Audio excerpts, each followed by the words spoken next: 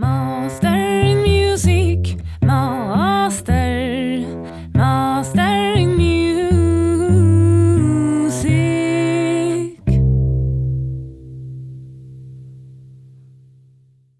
Welcome to Mastering Music. My name is Petronella Turin and you are listening to the music podcast where I interview famous musicians or very great musicians about their lives. And today I have a very, very big name in the podcast.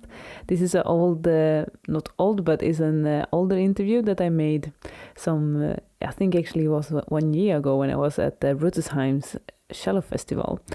But it still is valid because Jens Peter Maintz never goes out of date. He's an amazing cellist and he's the one we are going to listen to today.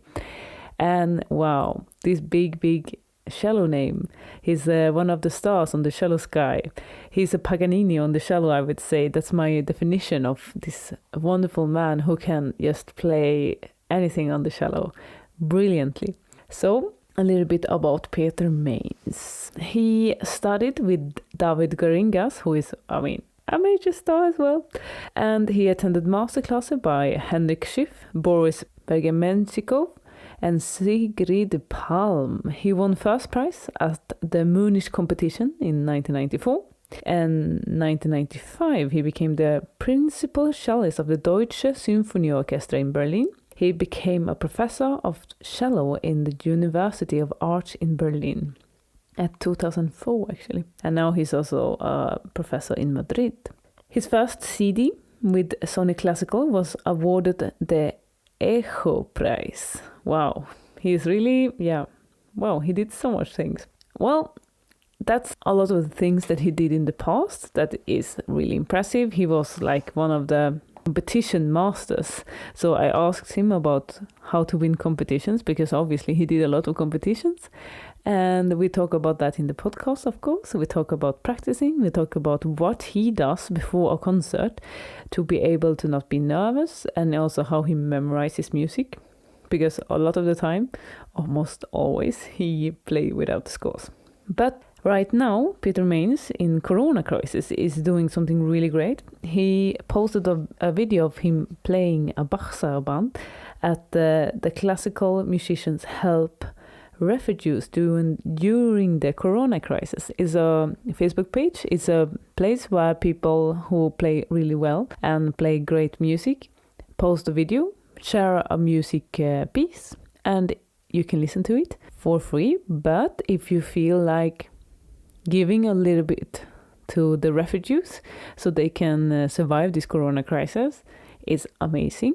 So I really recommend you to go into a Facebook page called Classical Musicians Helping Refugees During the Corona Crisis. And you will find a lot of amazing musicians, a lot of big names, including Peter Maintz on the cello. So, go in and check it out. Donate a couple of bucks if you have. If not, you can always share on Facebook. You can always share on Instagram. Sharing is caring. And if you want to help someone, it doesn't always involve money. But you can always sharing, telling people about it. Spreading the word is also a big part of helping other people. So, we are going to listen to Peter Maintz. It's one of the Rutesheim special that we are coming here. And I'm releasing a little bit more episodes now during the Corona crisis. So I hope I don't run out of episodes. But I have a lot to edit. So still, you can be calm. We're going to listen to Peter Maintz when he plays a cello concerto number 1 in C major. One of the big pieces. And we're going to listen to the third movement. It's a Allegro molto. And he plays it with the Deutsche Kammerphilharmonie in Bremen with Thomas Klung. Enjoy, guys. This is so good.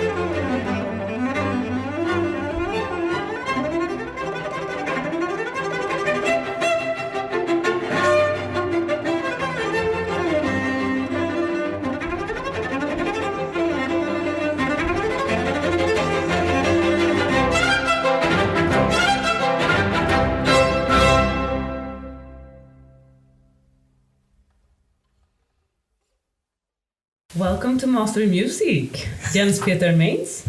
Yes, that's true. Yeah. Mainz. I did it wrong. I'm always like trying out because I have some problems with. It's like my weakness. It's like names. I always say them wrong.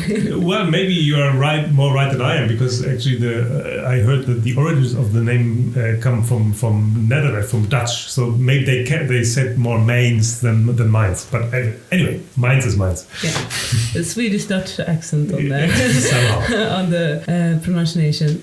Well, I wanted to say, like, I really love when you play, because you've been playing some concerts for us now, and I really love it. And I was thinking, like, when you were playing, like, oh my God, he's like a Paganini on the cello.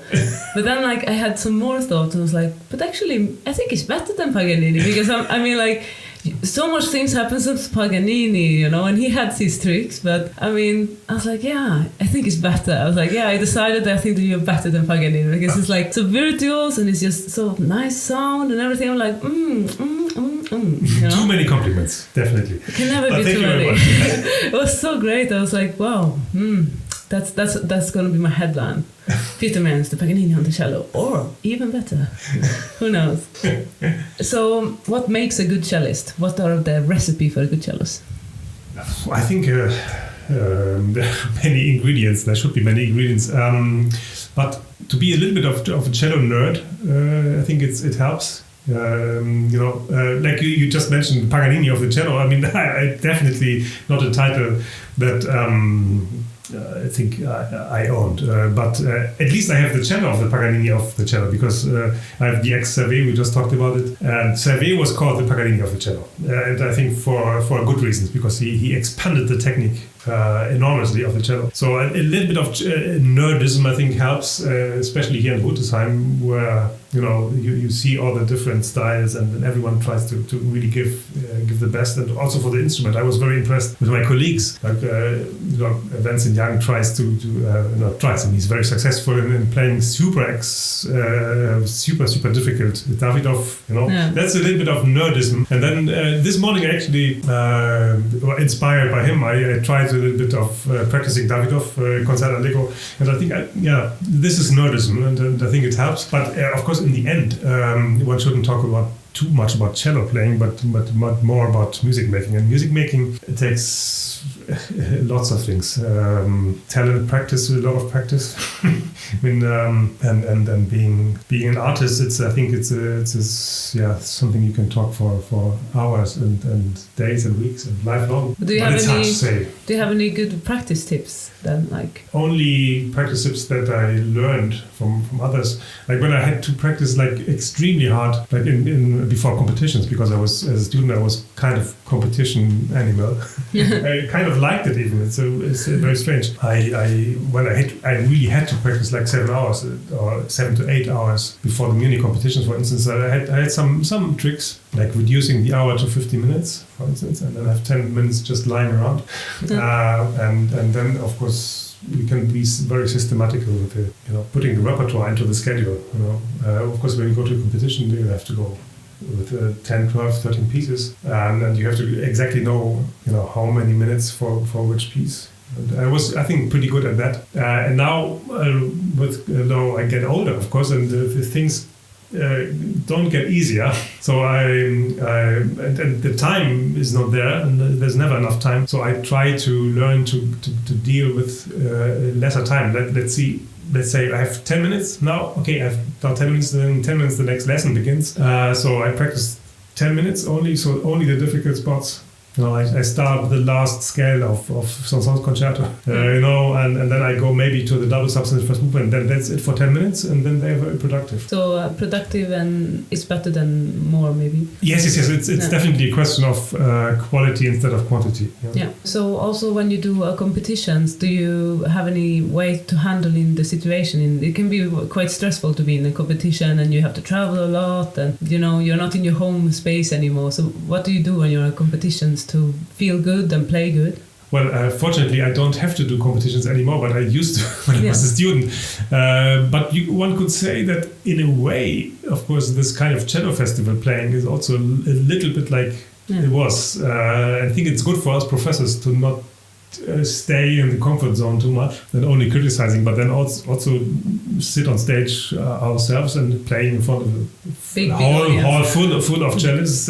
It's a little bit like competition feeling, which is good. I think it's still healthy because it's really stressful. You know, well, to deal with the stress, I eat bananas. Right? Yeah, it's good because they have this they calm you down a little bit. Yeah. Like at least 2 of them in different times, like one 2 hours before the concert, and then maybe another one like 1 hour or half an hour. So it's a constant feed of important materials, you know, to stay fit. Unfortunately, the other thing that helps is only practicing. I think, you know, try to get a little bit of fresh air. That's a little bit difficult to get here in Rutesheim because there's just no time. No, you work very hard. But I feel that some like balancing your life with completely different things, sport, other arts, reading, you know, it sounds very simple, but it's very important. But your students are very successful in competitions as well. So you have to do something really good. What do you do with them? Well, the general level of cello students is so high nowadays. It's a luxury for us, and I feel just blessed to have students that inspire me. Actually, that's also something. I mean, I have such a great class. They play amazingly, and then they make me work again. No, even on my own playing. You know, how do I do with them? I mean, I try to prepare them very well. I try to make them play a lot before. That's a trick. I mean, to simulate the situation, it can be very easy to do that. If you have a classroom and you have one student and even one another listening or 2, then the nerves are already under different conditions, and I try to do that. I try to inspire also the whole class to play for each other, to learn from each other. Now I'm lucky to have this level of students that also inspire themselves, you know, each other. That was very much like my own times as a student in Geringas class, because everyone was just so good. So one could really learn. And it goes actually back to a tradition that's even older. If you read about like Julius Klenger's teaching in the beginning of 20th century, where Piatigorsky was a student, Piatigorsky writes in his famous book that Klenger actually used to say to his students, you know, if you want to learn spiccato or staccato, ask Piatigorsky, or if you want to deal with a good shoulder, ask, you know, Müller or Schmidt, you know, people of his own class. So I have a feeling that Klenger was maybe the first great teacher that created a certain atmosphere among the students to really raise the quality. Obviously, it's very interesting to read this book of Piatigorsky for many reasons. Yeah. It's a good tip to read the book of Piatigorsky. Yes. You have to. I was actually to do a little moderation because I played a Piatigorsky piece, Piatigorsky arrangement, but then I decided not to. But really, this book in English it's just called Cellist, and then in German it's called Mein Cello und Ich, which is it's super inspiring. Yeah. It's generally a source of inspiration. I think old traditions of playing, which nowadays are so easily accessible. I mean, I spend some time on YouTube and check out the great masters of the past. I think they're not present enough somehow in the minds of young players somehow. So I try to. Yeah, it's also like all the history goes together. Like with all the good masters, they also had the cellos, and they also met Beethoven, some of them. And like if you read, there is a book about the history of cello playing. Yes. Then you have the tree of everyone and how they are connected. And it's very interesting when you see, so Napoleon played on that Stradivarius. Oh my God! Yeah, he left his mark on it. Yeah. So it's like, whoa, I didn't know that. It's super funny when you see the connection with the instruments, the composers, and the players. Absolutely. But you are the one who inspired for this festival in Rutesheim. Matthias told me. He said that there were so many students who wanted to have masterclass with you. And so he created this festival, he said. Aha, I didn't know that. You didn't know that? I know that there was, when we started it, Matthias started, it was a smaller group of professors, and I was lucky to be one of them, but one of 4, you know, it was also others. So I guess the inspiration was to distribute it to many. You were part of the inspiration, because Matthias told me that. Okay, so then we have to hold him to his word. Okay. So that's really great. And you've been here for 10 years now. Incredible. Yeah. See the photos on the wall. Guys looking different. It goes every year a little bit better. No? That's very nice to say. So you always play without the scores, I see. Like, I never saw you with scores, like playing solo. Do you have any good tips for people who wants to learn fast the music without the scores? Oh, that's I'm the wrong person to ask that because well, it happened this time because I played only kind of cello concerto anyway. In most cases, I think it's better to play from memory because of the appearance on stage. In my recital program, I played a song. I played a solo caprice also. Should be played from memory, I think. And also like this Piotr Tchaikovsky Schubert piece, which is rather solistic, even though it has some chamber music elements in it because it's original for piano with four hands. But anyway, I'm not a fetishist about playing from memory. And there are cellists there with a photographic brain that they can really do much better than I can do. I have some tricks about it. If I have to play from memory, then I try to play like without the cello, just with the brain. Like before sleeping, if I have to play a difficult piece the next day, I try to, before I sleep in the bed, I try to play the whole piece. Imagine I'm being on stage, not stopping, not moving the fingers even. It's just so it's a mental thing. Yeah. So to train the brain, that's a trick. It's really cool. Yeah, I also do that because I heard it's good. Yeah, it works. Yeah, because the brain can't tell what's real and not. Yes. I also wanted to ask you, like, do you see any common, like, what is the most common problem cellists have? Yes, it's always hard to generalize because each cellist is so different. But if I would have to name one, I think it's tightness. Yeah. And stiffness in the wrong place. And that is something that is also, of course, visible. Not only the hands or the arms that are directly connected to the cello. It's with the whole body. It's with the face. A lot of things happen in the face. It's sometimes I gave them now in the masterclass very good students, very well playing. I gave them chewing gum, in the lesson just to do something else at the same time, distract them. It's if anything, it's that. Okay, that's really nice to know. Then we can relax. Hopefully, it's difficult to relax. So, what do you think about the future? What do you think will happen with the cello in the future?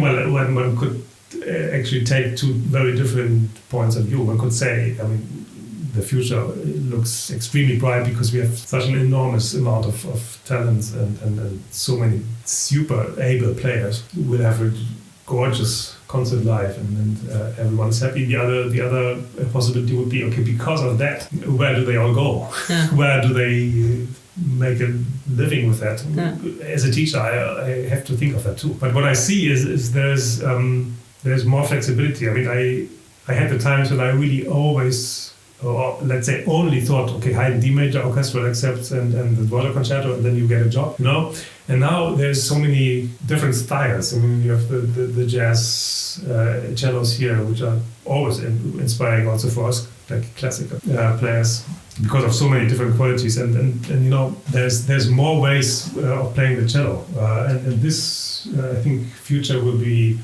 more diverse and also will give more possibilities. I hope that still quality will be the most important parameter, which sometimes I see in danger, I have to say. So if I see the market, I have nothing against someone looking good on stage. Yeah, it's very important, but I think it's not the most important. Obviously it's not the most, but some people obviously still think it is. And then with all the fantastic cellists we have, no one knows them.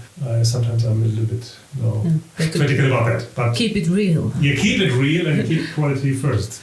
So I'm going to make you now give an advice to a person in the music school, one in the conservatorium, and one who is freelancing professional. So if we start with a music student in the music school. In the music school, so that's a younger person. Yeah, obviously. A younger person, yeah. A younger person like 12, 13. Yeah. Well, my tip is even if you love the cello, keep the love for the cello, but be open, do your Abitur, don't leave school too early. Keep interest for all things. I played in the football team between 12 and 17. I was a goalkeeper. Yeah. So I didn't stop that. I stopped at 17, okay, but I had a wonderful youth because it was normal. Yeah, you keep a little bit distant. Yes, and open-minded. Not can be a cello nerd, but not only. Yeah. Also have to have friends now. Yeah. And the conservatorium student? Well, be a cello nerd. Maybe a little bit more intense than you were when you were 15, and now it's time. But actually, it's the same advice. So if you stay kind of too focused, then personality may be too one-sided. Yeah. So keep open. Keep open. Keep some nice hobbies that don't have to do anything with cello. So develop the personality. Yes. Also. Well, it's easy to say, but that's it. And try to practice 2 hours before noon, because then you feel already good for the day. Yeah. That's a good tip. Yeah. Go up early. Simple one. Yeah. And for the freelancer and professionals out there? Yeah, that's keep or develop diversity. I mean, that's what happens actually in Rutesheim. So if you happen to if you have the chance to go a concert of completely different musicians like I enjoyed so much. I'm happy that I heard Oscar Peterson live, like one of the greatest pianists of all times. I mean, I'm not saying jazz pianist, but pianist. Yeah. He was keep as many influences as possible to make yourself more interesting musician. That would be the thing. Any other thing for a freelancer? I have to say that I was a little bit also a safety guy. So I liked to be like I was in orchestra for some years for many reasons, and I also somehow I felt the need to have safety also. But I think nowadays, I don't know, orchestra is not the only possibility. It's one possibility, but I really admire also some of my own students who like founded ensembles, interesting orchestras, and make extremely difficult and different styles of music. Mm-hmm. So I would say keep stylistic variation, diversity. Yeah, that's good advice. That would be my idea. Yeah. I think when you play a program, play whatever, a jazz piece and then the Bach suite next, and then you see also relationship between the two. That's something. So if we want to listen to you play, we can listen. You have a cello duo with your colleague Wolfgang. Yes. Who is also here. Cello duello. Yes. Yeah. It's really cool when you play together. I know it. That's a nice thing. Yeah, we keep doing that for more than 25 years now. It's unbelievable. Of course, also at Rutesheim we played quite many times. Not this year, but the other years we did. Yeah, and you have some CDs so people can listen to you in... They are still, no actual one, but the newer ones are chamber music recordings. But I'm thinking about some projects maybe in the near future, but I have to find time for it. But if you want to listen... And I think from the chamber music concert I played here, I think the Schubert song was okay for recording. So I hope it will be out on YouTube someday. And we can also go to your concert place in Berlin, the Spectrum. You play a lot there. Yes, that's this chamber music series in Berlin. I think it's also not. It's been there for 30 years. Yeah.